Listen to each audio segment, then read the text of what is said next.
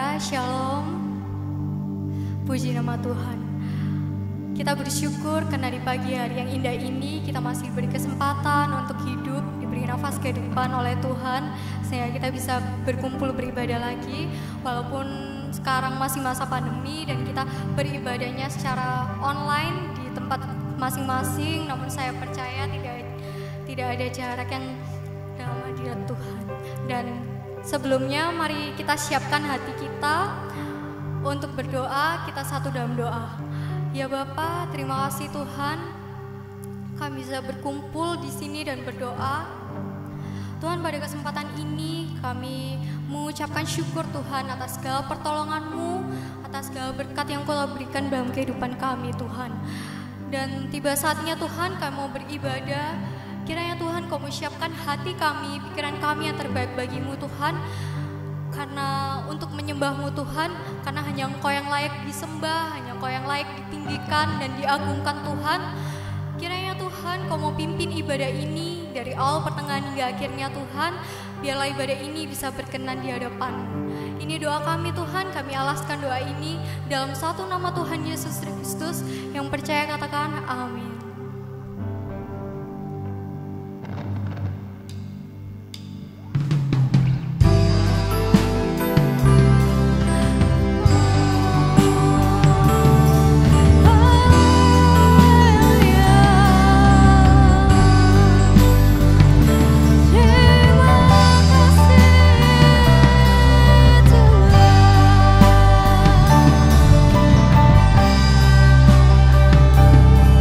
Terima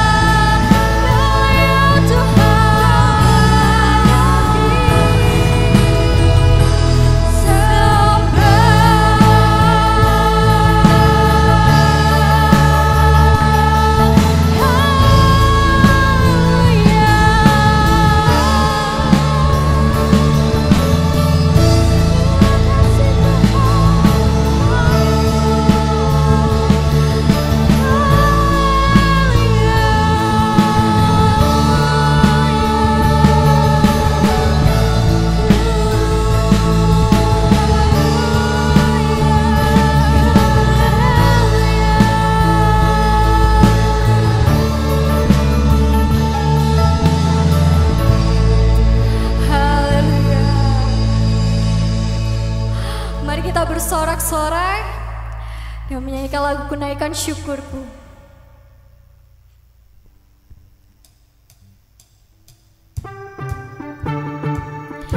Mari kita muji Tuhan dan menari bersama.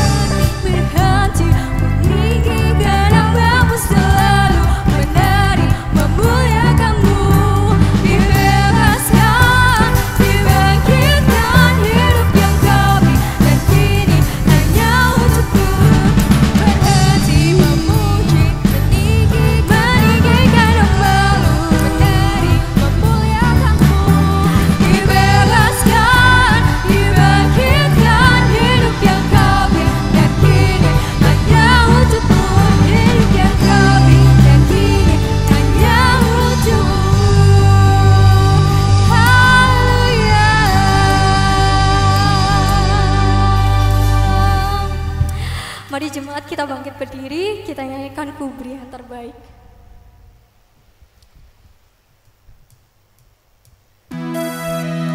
Mari kita memberikan yang terbaik bagi Tuhan, hidup kita yang terbaik bagi Tuhan.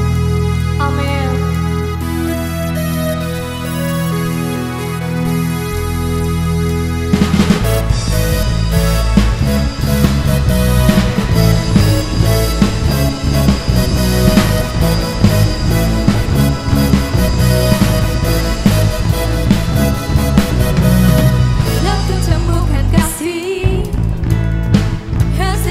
Tiada pernah berubah.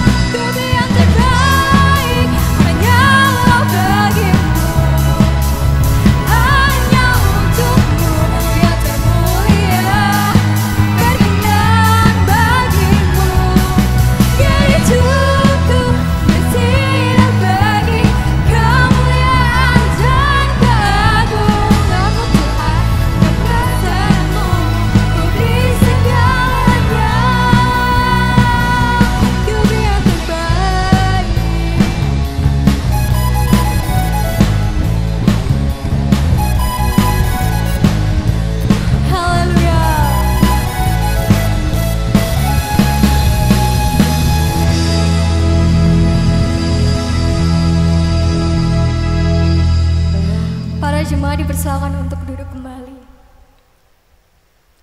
Saat ini kita mau masuki firman Tuhan.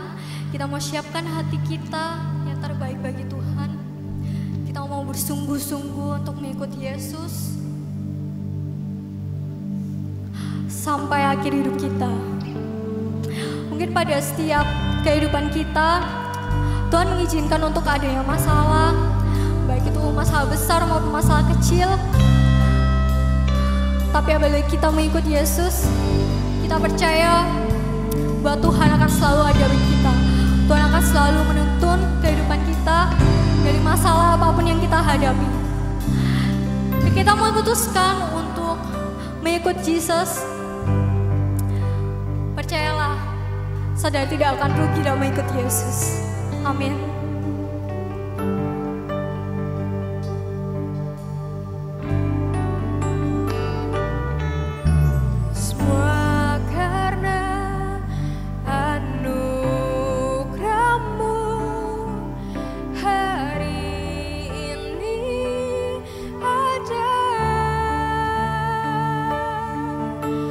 Bukan karena kuatku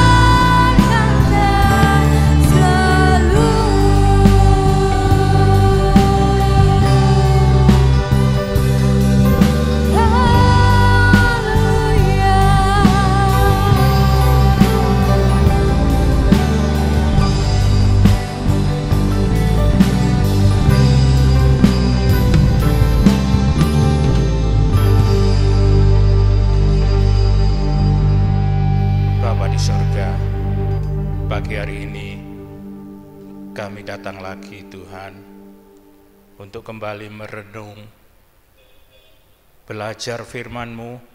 Biarlah kami pagi hari ini yang masih rindu Engkau puaskan, Engkau ajar, Engkau berkati, terlebih Engkau sertai kami dalam setiap langkah hidup kami. Biarlah di masa sulit ini Tuhan juga tetap hadir bersama dengan kami, terlebih makin keras mengajar kepada kami.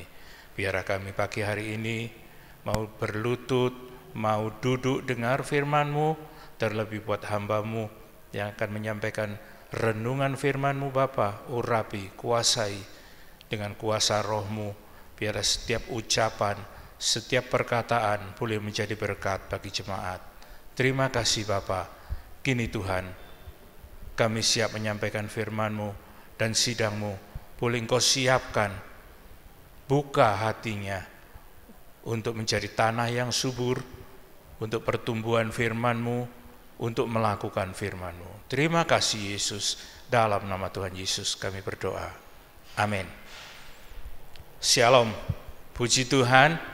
Pagi hari ini lagi perkenankan saya mengucapkan selamat Paskah, karena di dalam suasana Paskah ini kita boleh diingatkan lagi akan korban Yesus yang saat itu masih jadi manusia, ya, ada di dunia ini, merasakan ketakutan, kesakitan yang sama dengan kita, boleh ambil keputusan untuk tetap menurut kehendak Tuhan.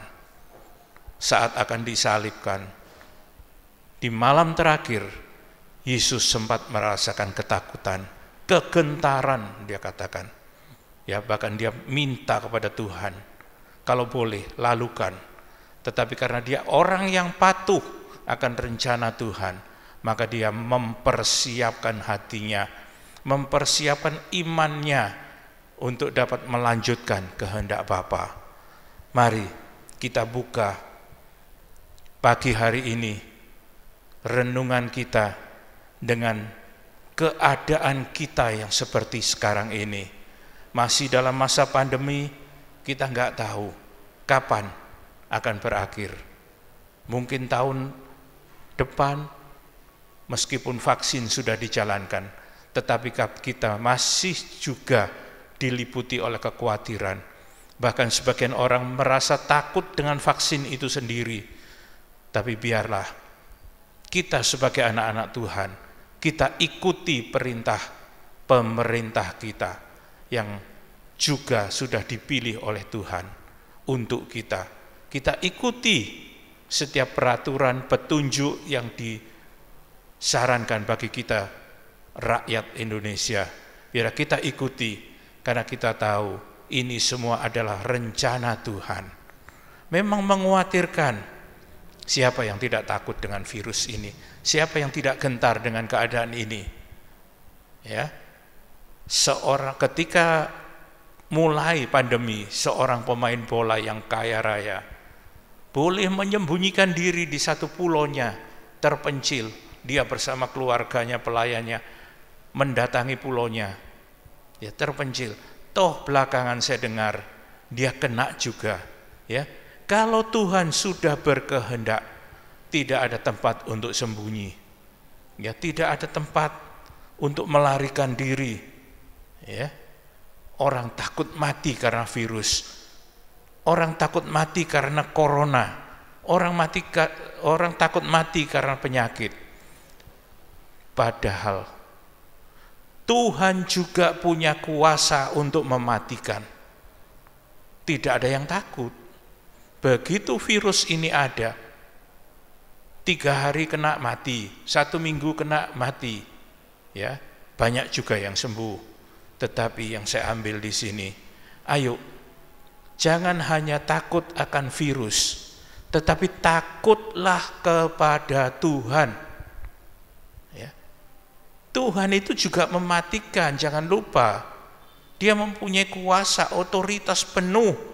Kapan hambanya itu dipanggil, kapan hambanya itu mendapatkan virus ini. Ya, bukan berarti Tuhan tidak sayang, bukan berarti kalau enggak salah Mazmur 80 ya, 80-an. Kuasa Tuhan itu laksana benteng yang melindungi hamba-hambanya. Ya, bukan firman ini enggak berlaku, tidak. Tetapi di sini menggambarkan bahwa otoritas Tuhan berkuasa atas hidup kita. Kita tidak bisa memilih, kita tidak bisa menghindar. Ya. Kalau Tuhan sudah berkehendak, meskipun mengurung diri di rumah, ya, meskipun melari ke pulau terpencil, ya, kalau Tuhan belum berkehendak, Tuhan masih sayang, dia akan tetap keadaan sehat. Ya, tetapi sebaliknya, kalau Tuhan sudah berkehendak, semua dapat Tuhan lakukan. Ya, tidak usah ngungsi ke tempat terpencil, banyak orang, gak ada orang. Ya, di dalam kerumunan sekalipun, bukan saya menyarankan untuk berkerumun, tidak. Kalau memang Tuhan masih melindungi, masih membutuhkan hamba-hambanya, Tuhan akan memberikan kesehatan. Tapi biarlah kita ikut, ya, sekali lagi ikut saran pemerintah kita. Apa yang direncanakan oleh presiden, oleh menterinya, oleh bawah-bawahannya untuk demi kebaikan bersama, kita ikut. Ya, tetapi bukan berarti kita menggantungkan diri kepada seseorang, kepada pemerintah. Kita gantungkan harapan kita kepada Tuhan. Ya, kita baca firman Tuhan dulu, Lukas 12 ayat 25. Lukas 12 ayat 25. Demikian bunyinya, Lukas 12 ayat 25. 35, Lukas 12 ayat 25. Hendaklah pinggangmu tetap terikat dan pelitamu tetap menyala. Kalau saya sambungkan sedikit, dan hendaklah kamu sama seperti orang yang menanti-nantikan tuannya yang pulang dari perkawinan, supaya jika ia datang dan mengetok pintu, segera dibuka pintu baginya. persiapkanlah dirimu, hendaklah pinggangmu tetap berikat, pelitamu tetap menyala. Pinggang berikat itu menandakan seorang pelayan yang siap melayani, menandakan seseorang pelayan yang siap berbuat untuk tuannya, ya, seperti pelayan yang menantikan tuannya, ya. Yang kita nantikan adalah Tuhan menjemput kita, ya. Yang kita nantikan adalah Tuhan kita Yesus yang berjanji akan kembali menjemput kita. Itu yang kita nantikan, ya. Dan di sini dijelaskan Tuhan yang bagaimana yang akan datang itu, ya. Ia pulang dari perkawinan. Jadi tuannya ini selesai menghadiri pesta perkawinan, ya, pulang dari perkawinan. Tuhan seperti itulah yang kita datang. Menggambarkan apa? Orang yang pulang dari perkawinan itu menggambarkan sukacita. Ya, Tuhan yang datang dengan perasaan gembira, Tuhan yang datang dengan perasaan sukacita, habis bersenang-senang di perkawinan. Itu Tuhan yang kita nantikan, yaitu Tuhan yang membawa kabar gembira. Itu Tuhan yang kita nantikan, bukan Tuhan yang seperti pemilik kebun anggur. Tuhan pemilik kebun anggur, dia sudah punya kebun anggur, ingin tahu hasil kebun anggurnya. Dia nyuruh bujangnya, sampai di sana bujangnya dipukuli. Kirim lagi, bujangnya dipukuli lagi. Sampai terakhir dia kirim anaknya sendiri. Anak dari Tuhan kebun anggur ini, ya, apa yang terjadi? Anak Tuhan kebun anggur ini dibunuh, dipukuli. Ayo, ini ahli warisnya nanti kita hajar aja, kita matikan, kita bunuh, ya. Kemudian tuannya itu datang dengan kemarahan, dengan murka, ingin memukul, balas membunuh pengerja-pengerjanya. Tuhan yang kita tunggu bukan Tuhan semacam ini, bukan Tuhan yang datang dengan membawa kemarahan, tetapi Tuhan yang akan datang dengan kegembiraan, dengan sukacita pengantin, ya, karena dia datang dari perkawinan, dan datang dengan suasana hati yang gembira. Jadi bukan Tuhan yang sifatnya bermusuhan untuk kita, tetapi adalah Tuhan yang akan membawa kita kepada sukacita. Ya, di sini ayo kita belajar. Sikap kita bagaimana untuk mempersiapkan diri untuk menyambut Tuhan kita dengan sukacita. Ya, kalau kita lanjutkan ayat 38, dan apabila ia datang pada tengah malam atau pada dini hari mendapati mereka berlaku demikian, maka berbahagialah mereka.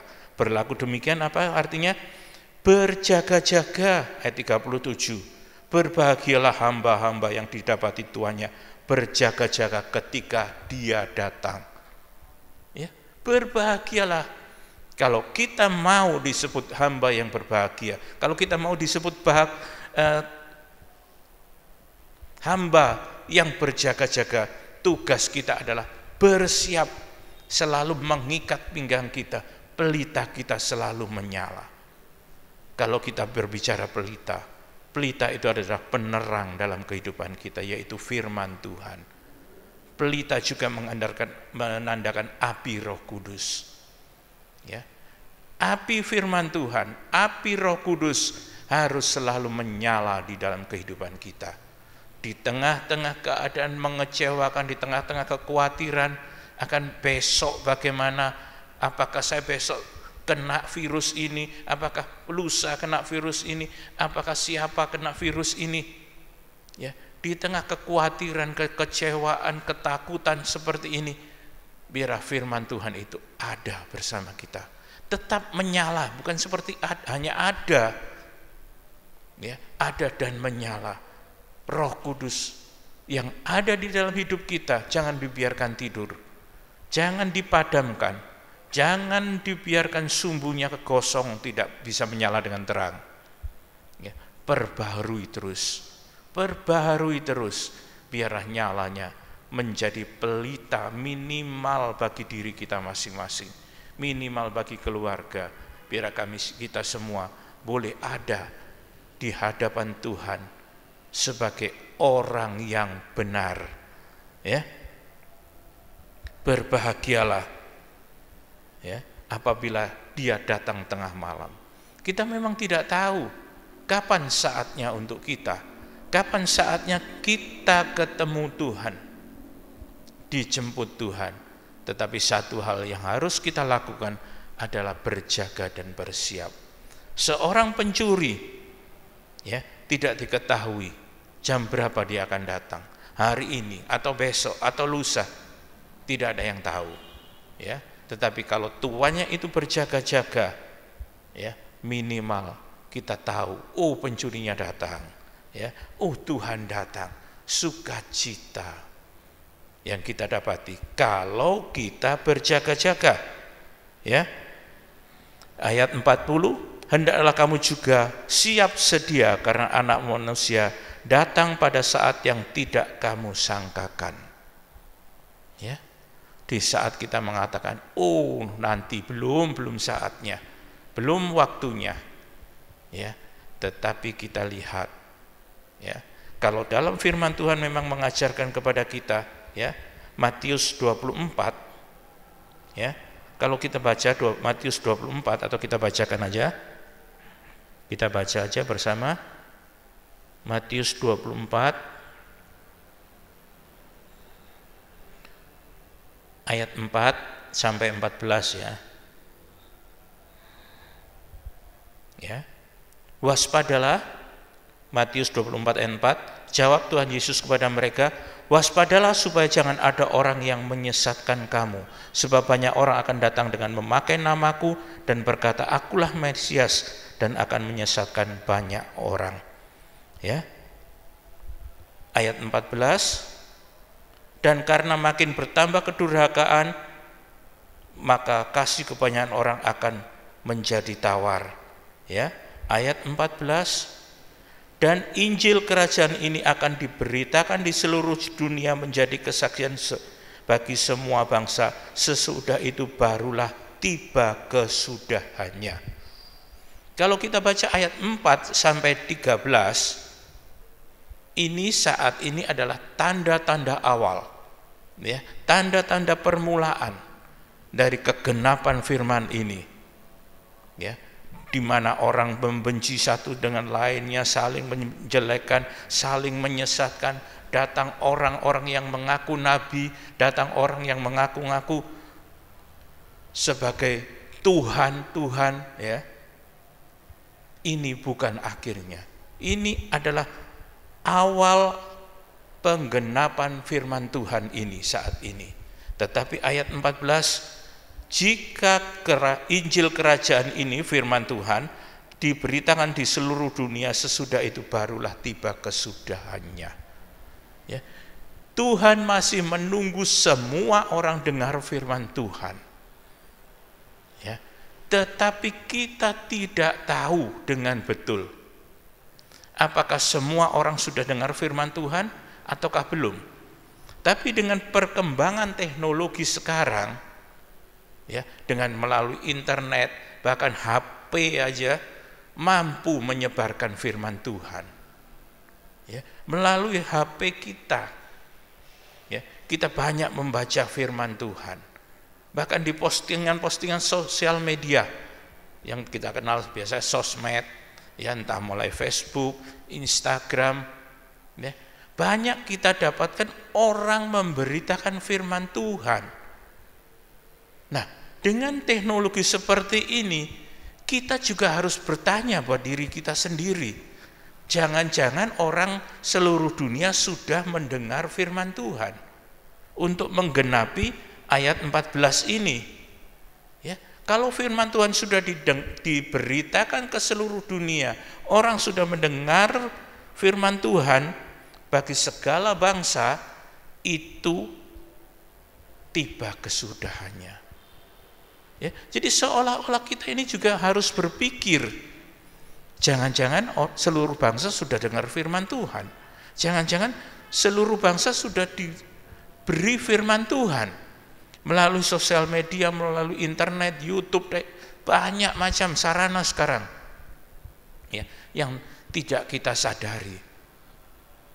Yang kita sadari atau tidak, mungkin sudah menjangkau semua bangsa-bangsa, mungkin sudah menjangkau seluruh orang yang pegang HP, apapun kepercayaannya. Ya, karena di sini tidak disebut, diberitakan di seluruh dunia bagi orang Kristen saja, tidak, semua orang, semua bangsa. Ya, jadi firman Tuhan itu akan disampaikan kepada semua bangsa. Ayo kita periksa keadaan kita. Ingat, jangan-jangan firman Tuhan ini sudah diberitakan ke seluruh bangsa. Jangan sampai aku ketinggalan. Jangan sampai aku nggak tahu apa-apa. Ya, mari kita persiapkan diri kita. Ya, kita periksa hidup kita. Ratapan 3, 40-41.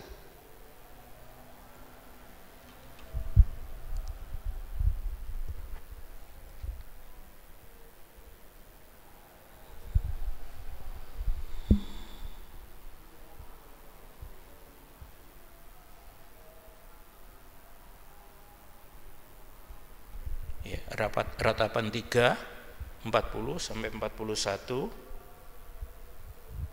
Demikian bunyinya, marilah kita menyelidiki dan memeriksa hidup kita dan berpaling kepada Tuhan. Marilah kita mengangkat hati dan tangan kita kepada Allah di sorga. Ya. Yang pertama, nasihat firman Tuhan. Kita mau periksa diri kita. Mari kita menyelidiki, kita periksa hidup kita dan berpaling kepada Tuhan. Ya. Bukan mendapati hidup kita ini bagaimana, kita dapati bagaimana hidup kita, kita periksa dan menghadap kepada Tuhan, berpaling kepada Tuhan. Ya, begitu kita menyadari keadaan kita, rupa-rupa keadaan kita datang kepada Tuhan. Ya, kita padankan kehidupan kita dengan firman Tuhan. Kita cocokkan hati kita dengan firman Tuhan. Kita sesuaikan hidup kita, hati kita dengan firman Tuhan. Bukan kita cari-cari firman Tuhan yang cocok dengan hati kita, bukan. Terbalik. Kitalah yang harus mencocokkan dengan firman Tuhan.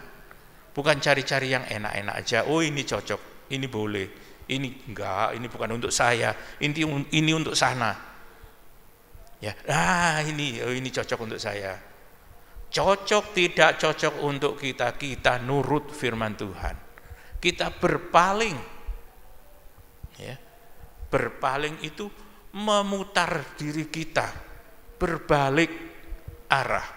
Hadap kanan, terus hadap kiri, itu berbalik. Bukan hadap kanan kemudian ngelirik ke kiri, ngelirik ke kanan. Itu belum berbalik. Ya, tetapi firman Tuhan katakan, lalu berbalik kepada Tuhan, kembali kepada Tuhan. Ya, apapun keadaan kita, datang kepada Tuhan. Datang, periksa.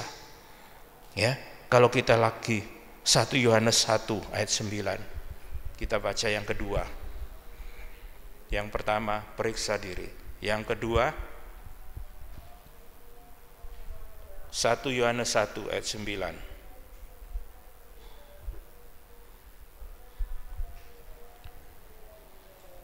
Demikian bunyinya, jika kita mengaku dosa kita, maka Ia adalah setia dan adil, sehingga Ia akan mengampuni segala dosa kita dan menyucikan kita dari segala kejahatan. Mengaku dosa. Ya, datang kepada Tuhan. Ya, berbalik tadi ya. Yang pertama, berbalik, periksa diri dan berbalik. Berbaliknya untuk apa? Untuk melarikan diri. Berbaliknya adalah mengaku dosa. Ya, jika kita mengaku dosa kita, maka Ia adalah setia dan adil, sehingga Ia akan mengampuni segala dosa kita dan menyucikan kita dari segala kejahatan. Hasil yang indah. Kalau kita lari kepada Tuhan, kalau kita berbalik datang dan mengaku kepada Tuhan, ya, Tuhan tidak akan melanjutkan hukumannya. Kita melihat banyak contoh-contohnya. Orang zaman dahulu, sejak Adam dan Hawa aja sudah berdosa kepada Tuhan, melanggar, jangan kau makan buah pohon yang di tengah ini. Tapi dia makan. Dari Nuh, dia mabuk anggur, buat anggur sendiri, diminum sendiri, mabuk sendiri, sehingga ketelanjangan yang didapat. Malu, ya, jadi berbuat dosa kepada Tuhan.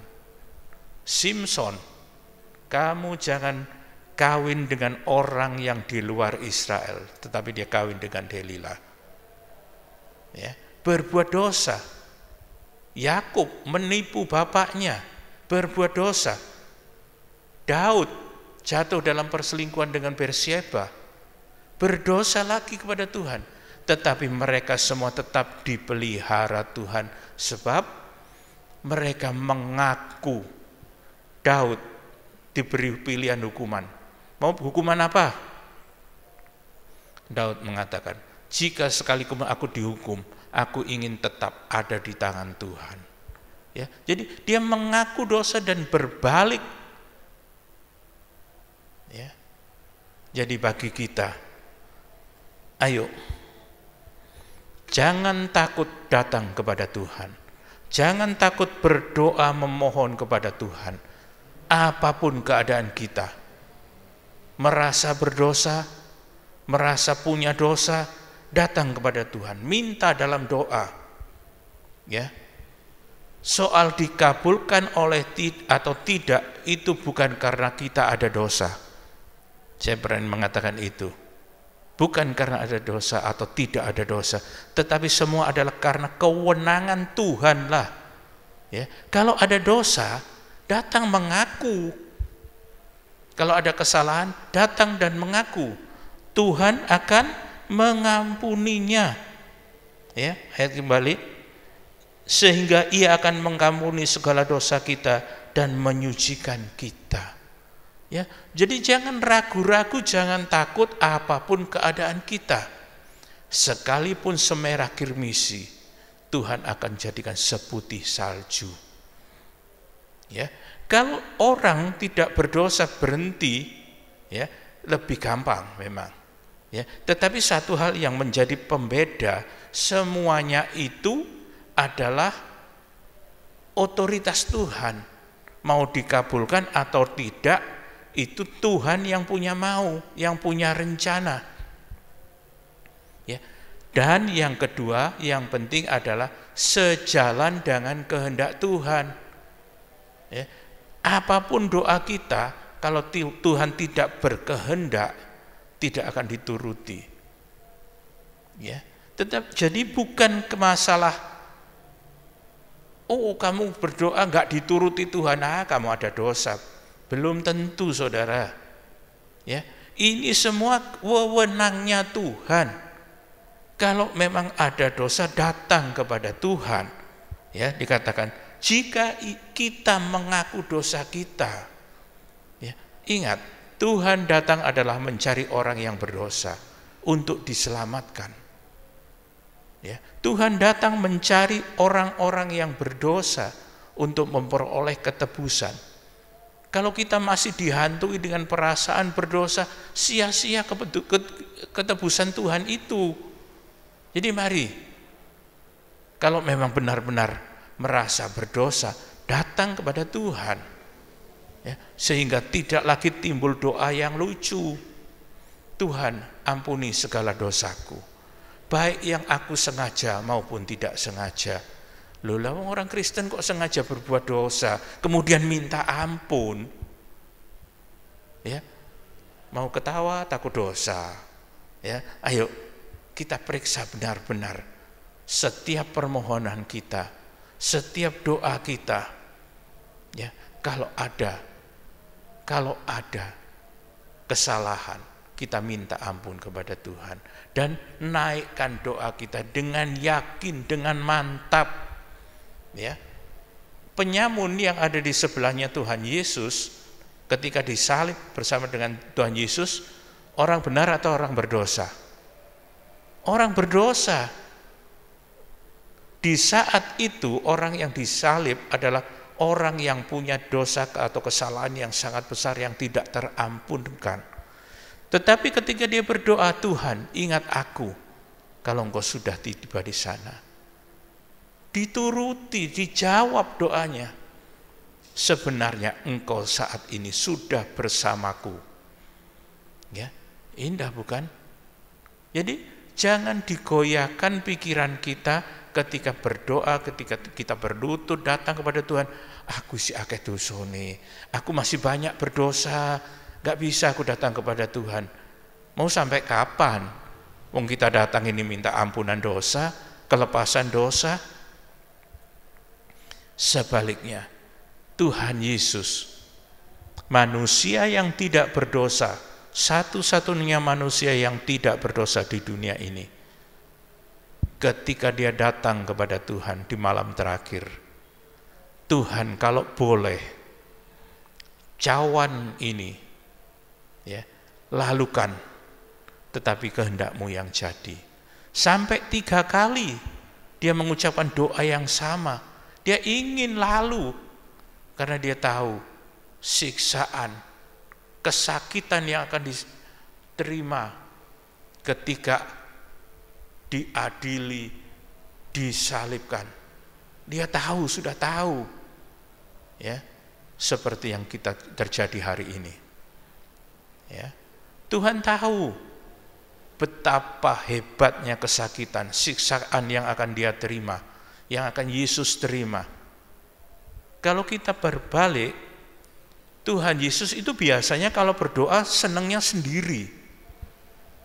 Ketika akan menyeberangi Danau Galilea 2 kali, kamu berangkat dulu.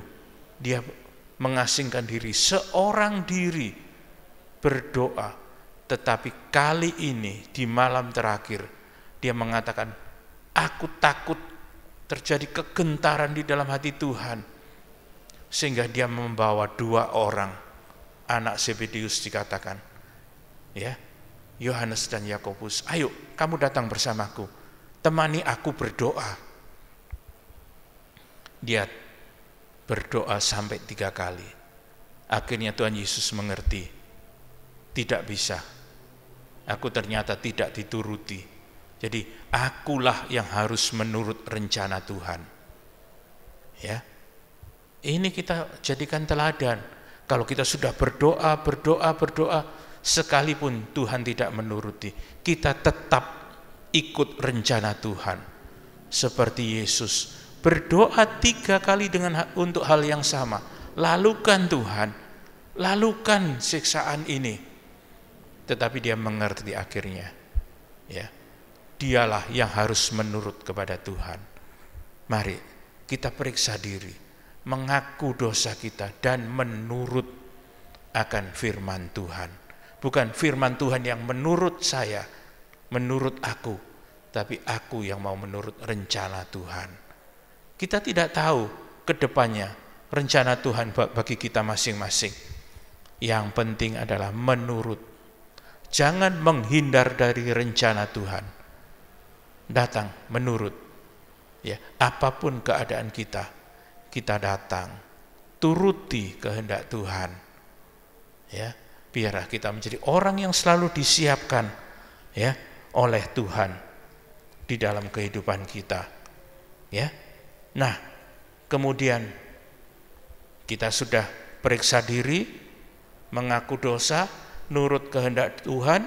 Nah, sekarang di dalam pergaulan kita di masyarakat bagaimana? Ini juga sedikit banyak mempengaruhi kehidupan kita selanjutnya. Ya, kita harus pandai-pandai memilih teman. Ya, kita buka Wahyu 14.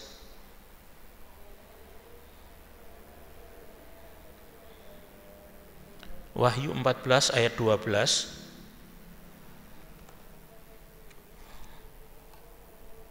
Wahyu 14:12 demikian bunyinya. Yang penting di sini ialah ketekunan orang-orang kudus yang menuruti perintah Allah dan iman kepada Yesus. Ya, ketekunan orang-orang kudus itulah yang terpenting. Ya. Kemudian kita sambung sedikit. Mazmur 119.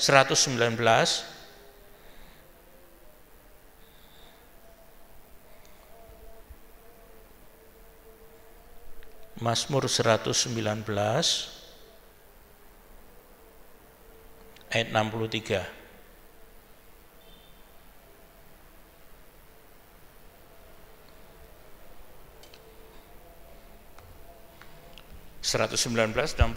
Demikian bunyinya, aku bersekutu dengan semua orang yang takut kepadamu dan orang-orang yang berpegang pada titahmu.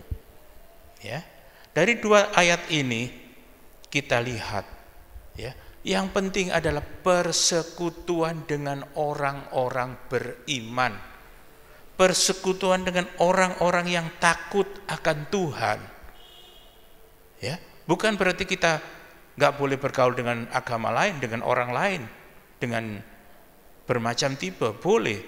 Tetapi bergaul dan bersekutu ini berbeda banget. Ya, kalau bergaul itu cuma kenal, ya kenal. Tetapi kalau bersekutu itu adalah ada hubungan yang lebih erat, ada suatu kesatuan kata. Ya, kalau kita sama-sama melayani, ada satu contoh, sama-sama melayani dengan satu hati yang tulus, dengan satu hati kesungguhan bahwa kita menyadari pelayanan kita ini adalah untuk Tuhan. Apapun segala sesuatu yang terjadi di dalam lingkup pelayanan kita, kita putuskan bersama, kita sepakati bersama, akan menjadikan suatu pelayanan yang indah. Biar kita semua saling menyadari dengan posisi kita masing-masing. Tetapi satu hal yang kita tanamkan di hati kita, di pola pikir kita, bahwa kita melayani Tuhan. Kita bekerja ini untuk tujuan menyenangkan hati Tuhan. Hasilnya akan indah. Kalau satu punya pelayanan hanya untuk Tuhan, satunya hanya untuk uang, hanya untuk ketenaran, tidak akan ketemu, amburadul akhirnya.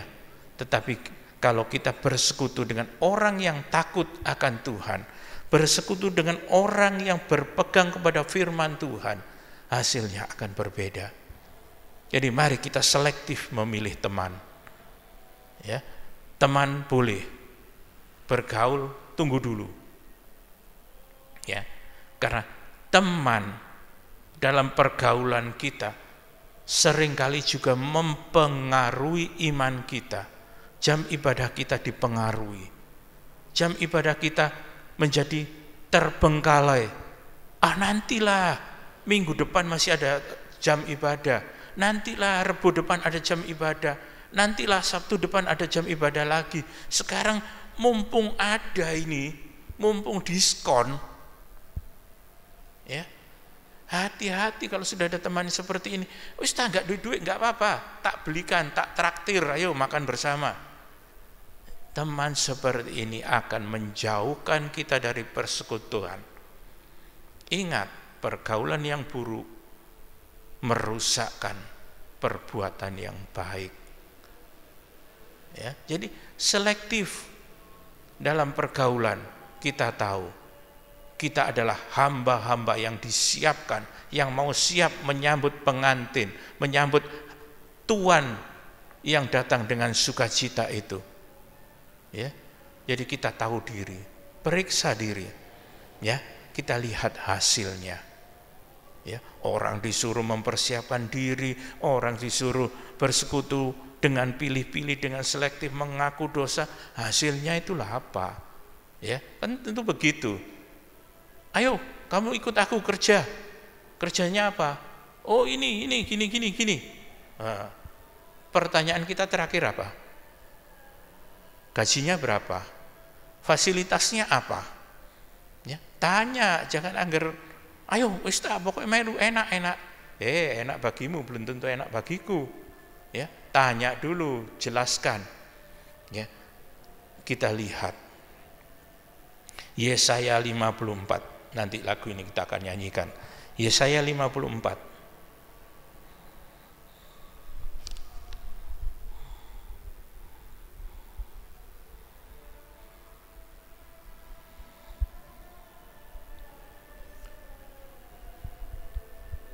Mungkin saya salah catat, bukan Yosua ya.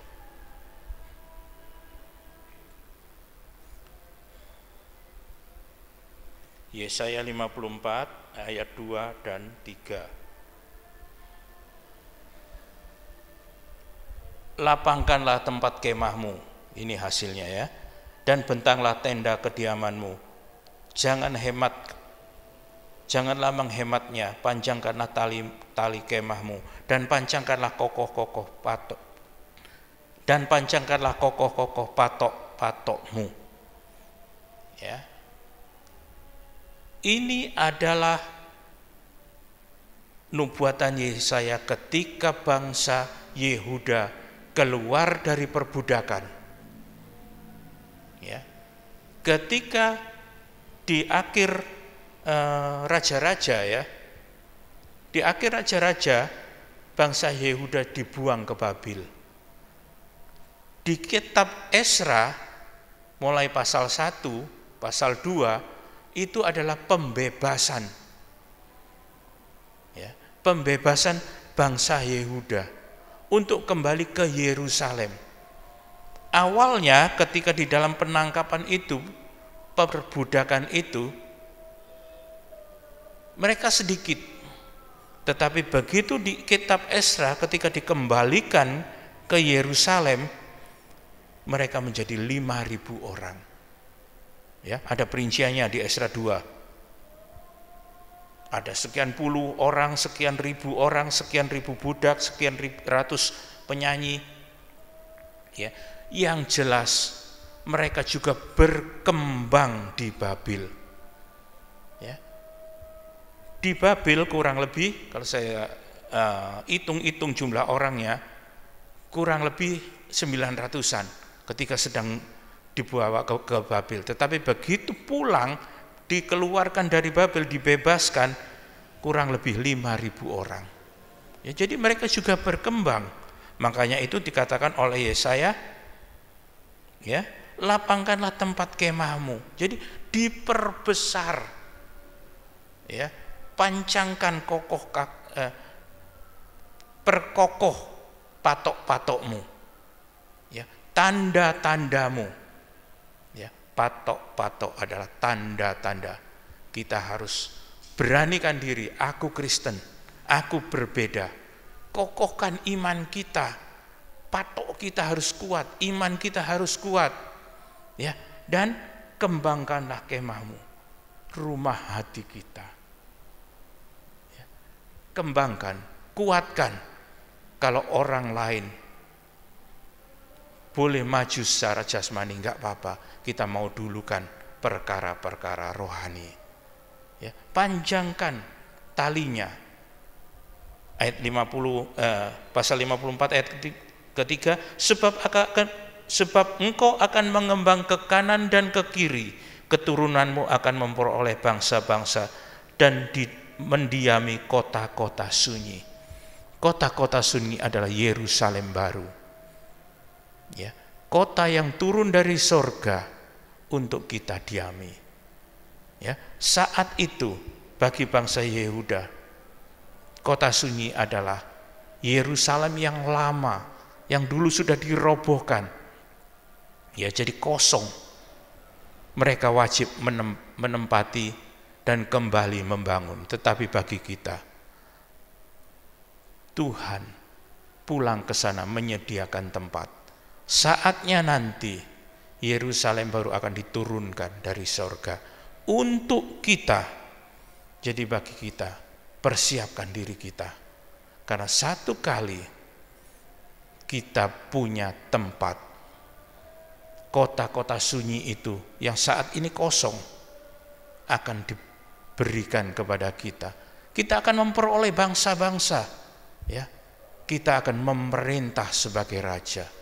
Memperoleh bangsa-bangsa itu indah. Bukan menjajah, tetapi Tuhan yang memberikan kita jadi raja, memerintah bangsa-bangsa. Ya, kita baca Wahyu pasal 3 ayat 12 sebagai ayat yang terakhir. Wahyu 3:12.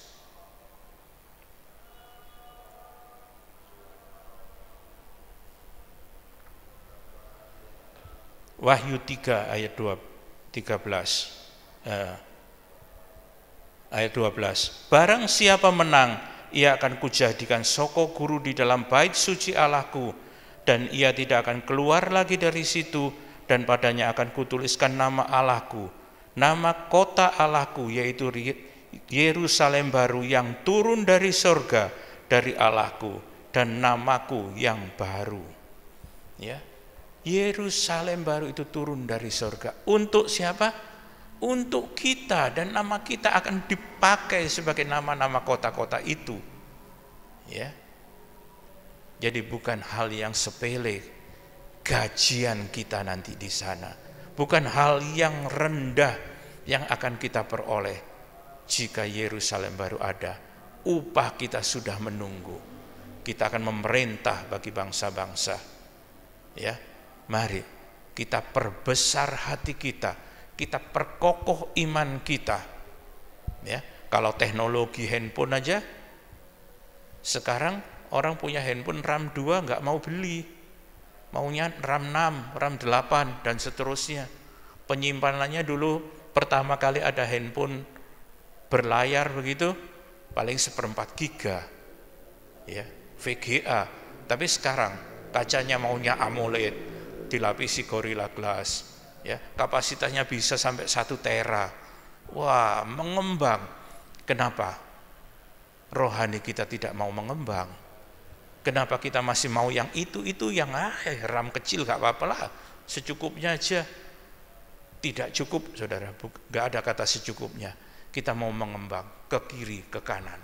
Kita jangkau bangsa-bangsa, ya, karena upah kita besar di sorga. Nah, kita angkat pujian kita yang diambil dari Yesaya 54 ayat 2 dan 3.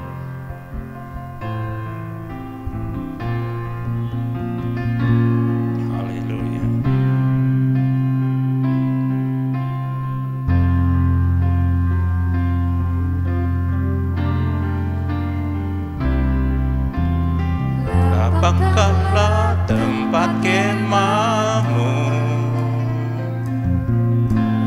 bentangkan tenda kediamanmu, jangan menghemat, panjangkan talinya, dan kencangkan kokoh patokmu. Lapangkanlah tempat kemahmu. Mari kita perkuat iman kita. Kita sudah memperoleh kesempatan yang indah. Sampai saat ini kita masih bisa ada di sini. Kita masih bisa mendengar firman Tuhan. Kita ambil keputusan. Kita kokohkan iman kita. Haleluya. Kita akan memperoleh kuasa Allah. Kita akan mendiami Yerusalem, kota baru itu, sebagai kota yang penuh dengan sukacita. Kita akan memperoleh sebagai pemerintah atas bangsa-bangsa. Siapkanlah, amin. Mari kita siapkan dan mengembang ke kanan, ke kiri. Keturunanmu kan memperoleh bangsa-bangsa dan mendiami kota-kota sunyi. Kota sunyi itu adalah Yerusalem baru untuk kita. Amin. Haleluya. Katakan, Tuhan, ini kami hamba-Mu. Tuhan, ini kami hamba-Mu. Amin. jadilah sesuai kehendak-Mu. Bukan kehendak-Ku Tuhan, tetapi kehendak-Mu yang jadi atas kehidupanku. Jalankan firman-Mu, nyatakanlah kemuliaan-Mu. Amin. Haleluya. Tuhan, ini kami hamba-Mu. Haleluya. Kau lihat hati kami Tuhan. Kami mau jadi hamba Tuhan yang menurut kehendak-Mu Tuhan. Kami siap jalankan firman-Mu, nyatakanlah kemuliaan-Mu. Amin. Engkau kan mengembang ke kanan ke kiri, keturunan-Mu dan memperoleh bangsa-bangsa dan mendiami kota-kota sunyi. Siapkanlah diri-Mu. Amin. Sebab Engkau akan mengembang ke kanan ke kiri, keturunan-Mu dan memperoleh bangsa-bangsa dan mendiami kota-kota sunyi. Siapkanlah diri-Mu. Amin. Siapkanlah diri-Mu.